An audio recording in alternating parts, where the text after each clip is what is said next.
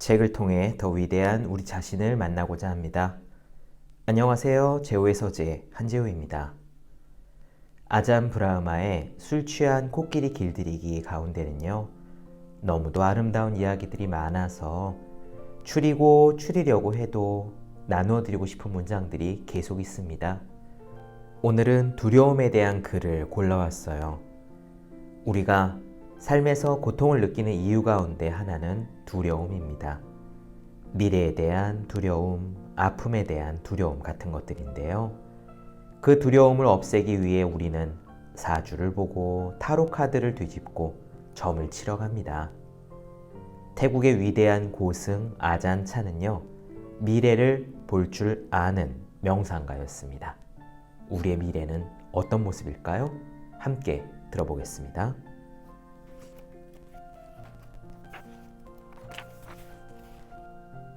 많은 사람들이 미래를 알고 싶어 한다. 어떤 이들은 미래를 기다릴 만큼 참을성이 없어서 예언가나 역술가를 찾는다. 따라서 세상에는 가짜 점술가들이 많다. 수행 생활을 하는 승려들은 종종 뛰어난 예언가 대접을 받는다. 하지만 실제로 예지 능력을 가진 경우는 드물다. 어느 날 아잔차 스승을 오랫동안 모셔온 불교도 한 명이 그를 찾아와 자신의 미래를 예언해 줄 것을 부탁했다. 아잔차는 그 자리에서 거부했다. 올바른 수행생들은 점을 봐주지 않는다. 하지만 그 불교도는 고집이 셌다. 그는 자신이 그동안 아잔차 스승에게 얼마나 많은 음식을 공양했고 저를 위해 얼마나 많은 시주를 했으며 일과 가족을 뒷전으로 믿어둔 채 자신의 비용을 들여 얼마나 자주 아잔차를 차에 태워 모시고 다녔는가를 상기시켰다. 아잔차는 자신의 미래에 대해 들으려는 그 남자의 결의가 하늘을 찌르는 것을 보고는 절대로 점을 봐주지 않는다는 스스로의 계율을 단 한 번만 어기겠노라고 선언했다. 그러고는 말했다.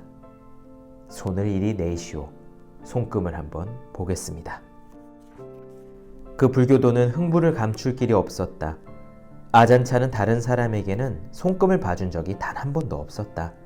이것은 실로 특별한 경우였다. 게다가 아잔차는 대단한 영적 능력을 가진 성자로 여겨지고 있었다. 그가 예언하는 것은 틀림없이 그대로 일어날 것이었다. 아잔차는 자신의 검지손가락으로 그 불교도의 손금을 짚어 나갔다. 그리고 이런 식으로 거듭거듭 혼잣말을 했다. 오, 이런 흥미롭군. 무척 흥미로워. 그래, 맞아. 아, 놀라운 일이군. 가련한 불교도는 기대감에 부풀어 어쩔 줄 몰라 했다. 마침내 손금 보기를 끝낸 아잔차는 그 불교도의 손을 내려놓으며 말했다. 잘 들으십시오. 당신의 미래를 말해드리겠습니다. 불교도가 네 하고 대답했다. 아잔차가 덧붙였다. 그리고 내 점괘는 틀린 적이 없습니다. 불교도는 너무 흥분해서 거의 기절할 지경이었다. 이윽고 아잔차가 말했다. 당신의 미래는 불확실합니다. 과연 그의 점괘는 틀리지 않았다. 두려움은 미래에 잘못될 일들을 예측하는 일이다. 하지만 우리의 미래가 얼마나 불확실한가를 마음속에 간직하기만 해도 결코 무엇이 잘못될 것인가 예측하려고 하지 않을 것이다. 그 순간 두려움은 끝이 난다. 네, 그렇습니다. 미래는 불확실합니다. 어찌 될지 모르는 까닭에 혹시 우리가 나쁜 상상을 할지라도 그 나쁜 상상 역시 우리의 망상에 불과합니다. 미리 두려워할 필요가 없는 것이죠. 그런데 만약 실제로 고통스러운 일이 현재 들이닥친다면 우리는 그때 어떻게 해야 할까요? 고통이 우리의 현재, 실제가 되어버릴 때는 우리는 어떻게 대처해야 할까요? 지금 당장 들이닥친 고통을 넘어서는 법, 아잔 브라흐마의 이야기 계속 이어갑니다. 두려움은 고통의 가장 큰 원인이다. 고통을 더 아프게 하는 것이 바로 두려움이다. 두려움을 벗어던지면 단지 아프다는 감각만이 남는다. 1970년대 중반 태국 북동부 오지의 가난한 숲속 절에서 생활할 때 나는 심한 치통으로 말할 수 없이 고통받고 있었다. 근처에 치과 병원은 고사하고 전화도 전기도 없었다.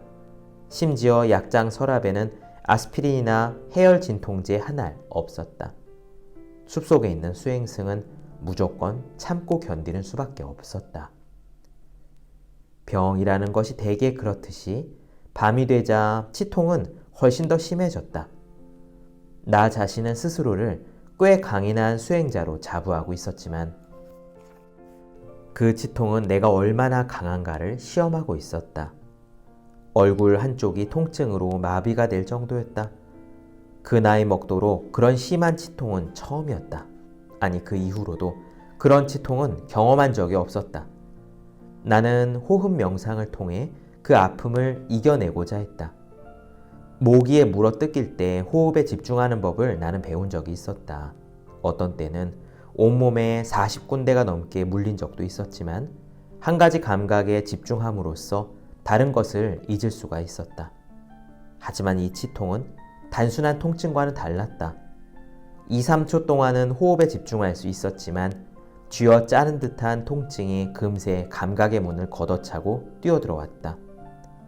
하는 수 없이 자리를 박차고 일어나 밖으로 나가 걷기 명상을 시도했다. 그건 역시 이내 포기할 수밖에 없었다. 나는 걷기 명상을 하고 있는 것이 아니라 숫제 달리기 명상을 하고 있었다. 도저히 천천히 걸을 수가 없었다. 통증이 너무 심해서 뜀박질을 해야만 했다. 그렇다고 달려갈 곳이 있는 것도 아니었으니 그 자리에서 뺑뺑이를 돌 뿐이었다. 미치기 일보 직전이었다. 나는 다시 내 오두막으로 달려가 이번에는 가부좌를 하고 앉아서 연불을 외기 시작했다. 불교에서는 연불에 초자연적인 힘이 실려 있다고 믿는다. 연불은 행운을 가져다 주고 위험한 동물들을 물리쳐주며 병과 고통을 낫게 해준다는 것이다. 나는 기적이 일어나기를 바라며 연불을 시작했다. 그만큼 절박했다. 하지만 그것마저도 곧 중단해야만 했다. 왜냐하면 나는 연불을 외고 있는 것이 아니라 아예 소리를 지르고 비명을 내지르고 있었기 때문이다. 나는 완전히 혼자였다. 고향 집에서 수천 킬로미터 떨어진 곳, 전혀 문명시설을 갖추고 있지 않은 까마득한 오지의 밀림 속에서 아무 의지할 대상 없이 견딜 수 없는 통증으로 신음하고 있었다. 내가 아는 온갖 방법을, 말 그대로 모든 방법을 다 시도해봤다. 하지만 어떤 것도 계속할 수가 없었다. 상황이 그러했다. 그처럼 완전한 절망 속 어느 한순간 환하게 지혜의 문이 열렸다. 일상적인 삶에서는 전혀 본 적이 없는 문이었다. 그 순간 그러한 문이 내 앞에서 열렸으며 나는 그 문 안으로 걸어 들어갔다. 솔직히 말해 그렇게 하는 것 말고는 다른 대안이 없었다. 나는 딱 하나의 단어를 기억해냈다. 내려놓으라. 전에도 수없이 그 단어를 들었었다. 주위 사람들에게 그것의 의미를 설명해 주기까지 했었다. 내 자신이 그 단어의 의미를 잘 알고 있다고 여겼었다. 그게 바로 착각은 자유라는 거다. 끔찍한 치통을 잊기 위해서는 무엇이든 시도할 마음 자세가 되어 있었기 때문에 나는 생애 최초로 진정한 내려놓기를 시도했다. 말 그대로 완전히 내려놨다. 그 다음에 일어난 일에 나 자신도 놀랐다. 그 고통스러운 통증이 순식간에 사라진 것이다. 그 대신 크나큰 환희심이 밀려왔다. 환희의 물결이 온몸을 전율시켰다. 마음은 너무나도 고요하고 감미롭게 깊은 평화의 상태에 자리 잡았다. 이제는 아무 노력 없이도 쉽게 명상이 이루어졌다. 이른 새벽 2-3시간 동안 명상을 한 뒤 나는 자리에 누워 잠시 휴식을 취했다. 실로 달콤하고 평화로운 잠이었다. 절에서의 일과를 위해 눈을 떴을 때 나는 치통이 여전히 남아있음을 느꼈다. 하지만 전날 밤에 비하면 아무것도 아니었다. 내가 내려놓은 것은 치통의 아픔에 대한 두려움이었다. 나는 그 아픔을 받아들였으며 그것을 껴안았고 거부하지 않았다. 그렇게 했기 때문에 그것은 떠나갔다. 고통이여, 네가 나에게 무슨 짓을 하든 내 마음의 문은 너에게 언제나 열려 있다. 안으로 들어오라. 고통이 원하는 만큼 충분히 머물도록 허락해야 한다. 설령 그것이 평생 머물러 있을지라도, 그리고 그것이 더 나빠질지라도. 그 고통을 거부하지 않을 때 고통에게 자유를 준다. 고통을 통제하려는 마음을 버리는 것이다. 그것이 바로 내려놓는 것이다. 고통이 머물러 있든 고통이 떠나든 그 다음에는 아무런 차이가 없다. 오직 이렇게 내려놓을 때만이 고통은 사라진다. 지금 이 순간에 더 충실하고 미래의 불확실성에 대해서는 존재를 열어놓는 일은 두려움의 감옥으로부터 우리를 해방시켜준다. 그때 우리는 본래부터 지니고 있는 지혜를 가지고 삶의 도전들에 반응할 수 있다. 나아가 많은 골치 아픈 상황으로부터 자유로울 수 있다. 한 번은 퍼스 공항의 세관 심사대 앞에서 차례를 기다리고 있을 때였다. 즐거운 여행을 마치고 스리랑카에서 싱가포르를 거쳐 호주로 돌아오는 길이었다. 줄은 무척 길었고 아주 더디게 앞으로 나아갔다. 짐 검사가 철저하게 이루어지고 있음에 틀림없었다. 그때 세관 심사원이 로비 한쪽 문을 열고 마약 탐지견을 데리고 나타났다. 세관 심사원에 이끌려 개가 줄 서 있는 사람들을 냄새 맡기 시작하자 여행객들의 얼굴에는 긴장된 미소가 떠올랐다. 마약을 소지하지 않고 있음에도 불구하고 개가 냄새를 맡은 뒤에 다른 사람에게로 건너가면 다들 안도의 표정을 지었다. 그 귀여운 개는 내 앞으로 다가와 냄새를 맡더니 갑자기 멈춰섰다. 개는 작은 주둥이를 내 승복 허리춤에 파묻으며 맹렬히 꼬리를 흔들었다. 개를 끌어내기 위해 세관 심사원이 강하게 줄을 잡아당겨야 할 정도였다. 조금 전까지만 해도 매우 우호적이었던 내 앞에 서 있는 여자 승객이 슬그머니 나로부터 한 걸음 물러섰다. 그리고 뒤에 서 있는 부부도 멀찍이 물러났다. 5분쯤 뒤 내가 세관 심사대 앞으로 좀 더 가까이 다가갔을 무렵 그들은 개를 끌고 다시 돌아왔다. 개는 줄에 서 있는 여행객들 옆을 지나면서 일일이 킁킁거리며 냄새를 맡았다. 내 앞에 오자 개는 다시 걸음을 멈췄다. 개는 아까와 마찬가지로 내 승복 속에 머리를 들이밀고서 미친 듯이 꼬리를 흔들어댔다. 또다시 세관 관리가 강하게 줄을 잡아당겨 개를 데리고 갔다. 모든 사람들의 시선이 내게로 쏠리는 걸 느낄 수가 있었다. 이쯤 되면 사람들은 대개 약간이라도 불안해지겠지만 나 자신은 전혀 아무렇지도 않았다. 감옥에 끌려간다 해도 그곳에는 나의 친구들이 많았고 절에서보다 더 잘 얻어먹을 것이다.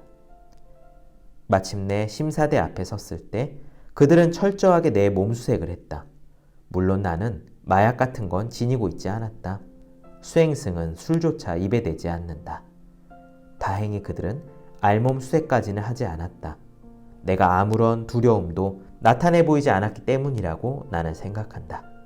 그들은 다만 왜 개가 유독 내 앞에서만 멈춰 섰는가를 물었다. 나는 수행승들은 동물에 대해 깊은 자비심을 가지고 있으며 아마도 개가 그것을 알아차린 모양이라고 대답했다. 혹은 어쩌면 그 개가 전생의 수행승려였는지도 모른다고 말했다. 그러자 그들은 서둘러 나를 보내주었다. 네, 어떻게 들으셨는지요? 고통을 만나면 고통을 내려놓을 것. 고통을 내려놓는 방법은요, 그것이 사라지기를 바라는 것이 아니라 그 고통을 한껏 껴안으며 좋아, 이 고통이 영원히 나와 함께 머문다고 해도 상관이 없어 라는 마음을 내는 겁니다. 그럴 때 신기하게도 고통은 줄어들고 우리는 더 이상 고통을 두려워하지 않죠. 소설가 무라카미 하루키가 달리기에 관한 어느 에세이에서 표현했듯이 아픔은 있더라도 고통은 없다. 영어로 아픔, 페인은 있더라도 고통, 서퍼는 없다라고 한 것이 이와 같은 맥락일 겁니다. 네, 책을 통해 더 위대한 우리 자신을 만나고자 합니다. 오늘 이야기 흥미로우셨다면 술 취한 코끼리 길들이기 직접 읽어보시기를 권하겠습니다. 오늘 방송은 여기까지 할게요. 전 다음 시간에 뵙겠습니다. 여러분들의 구독, 좋아요 그리고 댓글 기다리고 있을게요. 오늘도 함께해 주신 여러분들 모두 고맙습니다.